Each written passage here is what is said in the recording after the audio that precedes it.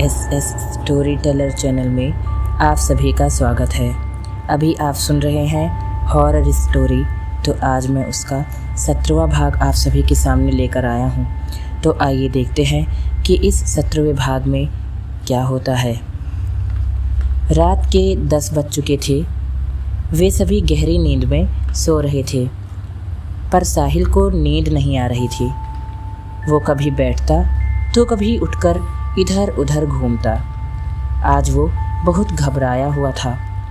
कुछ देर बाद वो बैठकर फ़ोन में अपनी बचपन की तस्वीरें देखने लगा। वो फ़ोन में तस्वीरें देख ही रहा था कि तभी उसे कुछ गिरने की आवाज़ सुनाई दी। उसने चौंक कर नीचे देखा तो एक ईयरफ़ोन गिरा हुआ था।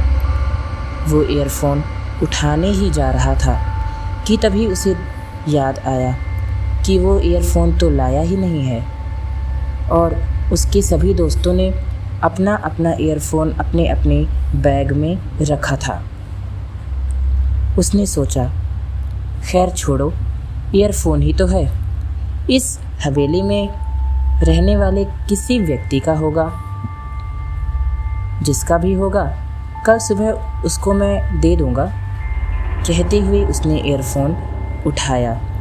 वो ईयरफ़ोन रखने ही जा रहा था कि तभी उसका ध्यान उस पर लिखे हुए अक्षरों पर गया, जिस पर साफ साफ अक्षरों में लिखा हुआ था, बहुत गलत किया।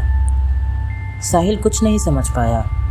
वो सोचने लगा कि आखिर ये ईयरफ़ोन किसका होगा और इसमें किसी ने क्या लिखा होगा और क्यों लिखा होगा, इसका मतलब क्या है। अभी भी ईयरफ़ोन उसके हाथ में ही था। उसने सोचा कि खैर किसी ने ऐसे ही लिख दिया होगा।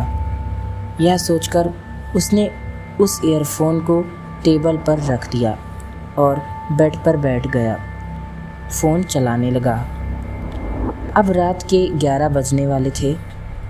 साहिल फ़ोन चला ही रहा था कि तभी एक बार फिर से उसे कुछ गिरने की आवाज़ आई।